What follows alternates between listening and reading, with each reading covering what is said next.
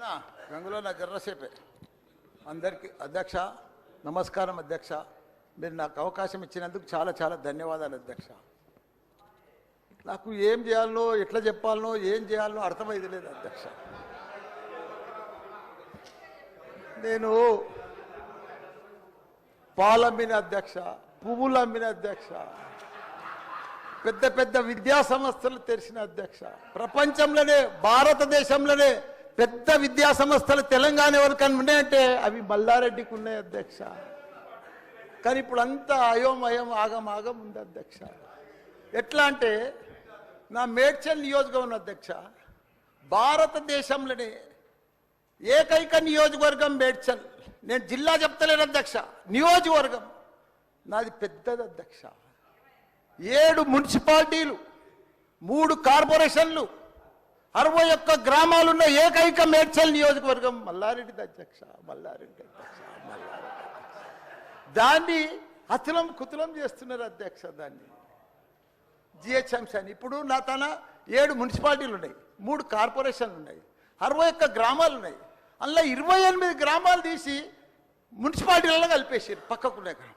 ఆ మున్సిపాలిటీలన్నీ ఇప్పుడు వాళ్ళ పీరియడ్ అయిపోగానే జనవరి 27కు అవి జిహెచ్ఎంసీలో చేస్తారట. నా టైంలో ఒక్కటే పీరియడ్ అయింది వాళ్ళు గెలిచి. నా దగ్గర ఒక్క మేడ్చల్ నియోజకవర్గంలోనే కార్పొరేటర్లు, కౌన్సిలర్లు, మేయర్లు, జిల్లా పరిషత్ చైర్మన్లు, సర్పంచ్లు, ఎంపీటీసీలు, వార్డు మెంబర్లు వీళ్ళందరూ కలిసి ఒక మేడ్చల్ల 444 మంది నా తన లీడర్లు ఎదిగిరు అధ్యక్ష. ఇవాళ వాళ్ళంతా మటాష్ అయిపోయారు. మొత్తం సగం మంది కాంగ్రెస్లకే వచ్చారు. అయోమయంలో పడిపోయారు వాళ్ళు మొత్తం కాంగ్రెస్లో. ఎందుకంటే మళ్ళీ ఎలక్షన్స్ వస్తాయి, మళ్ళీ మున్సిపల్ ఎలక్షన్స్ వస్తాయి, మళ్ళీ సర్పంచ్ ఎలక్షన్ వస్తాయి అంటే ఏ మున్సిపల్ లేదు, కౌన్సిలర్ లేరు, అన్ని జీవోలు కూడా వచ్చేసినాయి అధ్యక్ష. ఆల్రెడీ మున్సిపాలలో గ్రామాలు కలిసిపోయినట్టు, మళ్ళా గ్రామాలని మున్సిపాలిటీ కూడా అన్ని జిహెచ్ఎంసీలో కలిసినట్టు. ఒకటి అధ్యక్ష, కల్పూరి తప్పు లేదు. 9 మున్సిపాలిటీలు అప్పుడు సరౌండింగ్ షేర్లింగంపల్లి కానీ కొద్బుల్లాపూర్ కానీ ఇవన్నీ కలిపినప్పుడు ఏమీ లేదు. ఇప్పుడు మా తాన కూడా మున్సిపాలిటీలలో ఇప్పుడే ఈ 5 ఏళ్ళనే డెవలప్ చేసినాం మేము. కానీ ఇప్పుడు ఇప్పటికి ఇంకా గ్రామీణ వాతావరణమే ఉంది, ఇంకా పొలాలే ఉన్నాయి, ఇంకా సరిగా బాత్రూమ్లు కూడా సరిగా లేవు ప్రజలకు, ఇంకా పెంకిటిల్లే ఉన్నాయి. అవన్నీ కూడా జిహెచ్ఎంసీలో కలిపితే పరిస్థితి ఇప్పుడు బంజారాయిల్లో జూబ్లీహిల్స్లో అదే ట్యాక్స్ ఉంటుంది, మా గ్రామాలలో అదే ట్యాక్స్ ఉంటుంది అధ్యక్ష. ఈ పైసలన్నీ కూడా తీసుకుపోయి ఏదైనా పెద్ద పెద్ద ఫ్లైఓవర్లు వేయాలన్నా ఏది వేయాలన్నా మళ్ళీ జూబ్లీహిల్స్ బంజారాయిల్ని ఖర్చు పెడతారు అధ్యక్ష. మా పుణ్యాన్ని మా మున్సిపాలిటీలో అట్లనే ఉండని, ఇంకో పీరియడ్ ఉండని, ఇంకో 2 ఉండని. శ్రీధర్ బాబు గారు మా సీఎం కూడా చెప్పండి మీరు దయచేసి ఈ సభ ద్వారా మా మున్సిపాలిటీలు ఇంకో పీరియడ్ ఉంటే మంచిగా అవుతుంది. ఎందుకంటే గ్రామీణ ప్రాంతాలు ఉన్నాయి, ఇంకా వ్యవసాయాలు ఉన్నాయి, ఇంకా పెంకటిళ్ళు ఉన్నాయి. మనం అన్ని ఇప్పుడు నా అన్ని కూడా జిహెచ్ఎంసీలో కలిసినట్టు. నాకు గ్రామర్ రూరల్ లేదు, ఎంపీటీసీ లేదు, సర్పంచ్ లేడు, కౌన్సిలర్ లేడు, ఓన్లీ కార్పొరేటర్. అది కూడా 20-30 వేలకు ఒక్కరు అవుతారు. 444 మంది పోయి 40 మంది కూడా గారు 8-10 మంది అవుతారు నా నియోజకవర్గం. 6,48,000 ఓట్లు ఉన్నాయి అధ్యక్ష. అది అయిపోయిందా, ఈ పార్టీకి అయిపోయింది. దయచేసి అది చెప్పినా మీకు అంత మనవించుకున్నా. హైడ్రా భారతదేశంలోనే మన హైదరాబాద్ అంటే తెలంగాణ రాష్ట్రం అంటే ప్రపంచమంతా మోగిపోయింది అధ్యక్ష. ఐటీ రంగంలో కానీ ప్రతి ఒక్క డెవలప్మెంట్లో కానీ ప్రతి దాంట్లో కూడా హైడ్రా వచ్చినాక ఒక్కసారి హైడ్రా ఏం పెద్ద తప్పని చేయలే, కానీ హైడ్రా వచ్చినాక ఒక భయాందోళనతో మొత్తం కుప్పగొలిపోయింది అధ్యక్ష. హైదరాబాద్ సిటీ దిష్టి తగిలిపోయింది అధ్యక్ష. నువ్వేమన్నా అనుకో, ఎందుకంటే నాకు పెద్ద ల్యాండ్ బ్యాంక్ ఉంది, నాకు పెద్ద విద్యా సంస్థలు ఉన్నాయి, నాకేం నష్టం లేదు, నేనేం ఎఫ్టీఎల్లో లేను, బఫర్ జోన్లో లేను. నేను జనరల్గా చెప్తున్నా, అభివృద్ధి అమెజాన్, గూగుల్, ఫేస్బుక్, యాపిల్ లాంటి కంపెనీలు అమెరికా తర్వాత ఇక్కడ మన హైదరాబాద్ తెచ్చిండు మన కేటీఆర్ అధ్యక్ష. హెడ్ క్వార్టర్స్ ఈయనే ఉండే అధ్యక్ష. ఐటీలా మనం కర్ణాటక బెంగళూరు మించిన అధ్యక్ష. ఇక్కడ 9 లక్షల మంది ఉద్యోగాలు చేస్తున్నారు, ఐటీ ఉద్యోగాలు. పెద్ద పెద్ద ప్రపంచం అంతా కూడా హైదరాబాద్ హైడ్రా తీసుకొచ్చి పెద్ద పెద్ద వాళ్ళకు బుగులు పట్టిపోయింది అధ్యక్ష.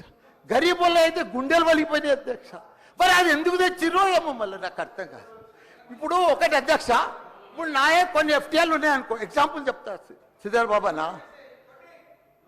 మన ఇంట్లో మన సెల్ ఫోన్లో చూస్తే మన భూమి వన్ జర్సెప్ ద ఫ్లో అయిపోతుంది అన్న, మీకు దండం పెడతా. మీరంతా చాలా మేధావులు. మన ఇంట్లో కూర్చొని కూడా మన పొలం హైడ్రాల్ ఉందా, చెరువు ఎఫ్టీఎల్ ఉందా, బఫర్ జోన్లు ఉందా చూసుకోవచ్చు. అంత టెక్నాలజీ వచ్చింది. గూగుల్లోకి పోతే చూసుకోవచ్చు. చూసి ఎవరెవరికి ఉందో ముందే నోటీసులు ఇచ్చి ఓపికతో అర్జెంట్ ఏముంది, తెల్లారి శుక్రవారం పొద్దుగల్లే పోయి శనివారం పొద్దుగల్లే పోయి కూలగొట్టాలని ఏముంది అధ్యక్ష. నిదానంగా వాళ్ళు కూడా మన తెలంగాణ ప్రజలే. వాళ్ళంతా కూడా మీరు ఓటేస్తేనే మనం మంత్రిలో కూర్చున్నాం. మనం అంత ఆదల బాగా ఆధార్ చేసేది, టెన్షన్ చేసేది ఏం అవసరం. మంచిగా నోటీస్ ఇచ్చి బాబు చేంజ్ చేసుకో, మార్చుకో, చూసుకో, నీకు ఇది ఇస్తాం, గరీబోడు ఉంటే ఇది ఇస్తాం, ఈ బెడ్రూమ్లకు అని నిమ్మడంగా చేస్తే అయిపోయాయి కదా. ఇంకా 4 ఏళ్ళు ఉంది కదా మీకు. ఈ ఏడాదిలోనే ఫస్ట్ ఇయర్లో చేయాలని ఏముంది అన్ని కొన్ని చేసుకుంటా ఉండి. రియల్ ఎస్టేట్ అయితే అధ్యక్ష రియల్ ఎస్టేట్ అయితే కుప్ప కొలిపోయింది. ఏదైనా పెళ్లికి అమ్ముదామన్నా కొంటలేరు ఎవరు. పైసల రొటేషన్ లేదు, వ్యాపారాలు లేవు, బిజినెస్ లేవు, ఏమీ లేవు అధ్యక్ష. దయచేసి మీరన్నీ కూడా ఆలోచన చేయాలని మంత్రులు ఉన్నారు. అందరికి కూడా చెప్తున్నా, అందరికి కూడా దండం పెట్టి చెప్తున్నా. థ్యాంక్ యూ అధ్యక్ష. ఒక్క నిమిషం మాట్లాడండి అధ్యక్ష. ఒకటే నిమిషం సార్ తమరి ద్వారా మాట్లాడాలని. ఈరోజు నిజంగానే ఇప్పుడు మా ప్రశాంత్ రెడ్డి గారు చెప్పినట్టు ఇవాళ సభ స్ఫూర్తే ఎవరెంతో వారికంతా అన్నదాని మీద. కాబట్టి మా సభ్యుల సంఖ్య 38. మరి 38కి అనుగుణంగా ఇవ్వాలి కానీ 5 నిమిషాలు 2 నిమిషాలు అని మాట్లాడడం కానీ, లేకపోతే ఎందుకంటే వాళ్ళకేమో ఇష్టం వచ్చినట్టుగా ఇచ్చి మరి ఇటువైపు మాట్లాడితే బాగుండదు అధ్యక్ష. ఇవాళ సుప్రీంకోర్టు రాజ్యాంగ ధర్మాసనం ఇచ్చిన తీర్పుకు అనుగుణంగా రాష్ట్ర ప్రభుత్వం జస్టిస్ షమీం అఖ్తర్ గారి నేతృత్వంలో వేసిన ఏకసభ్య కమిషన్ ఏదైతే సిఫారసులు చేసిందో ఆ కమిషన్ సిఫారసులను రాష్ట్ర ప్రభుత్వం ఇక్కడ ప్రవేశపెట్టింది.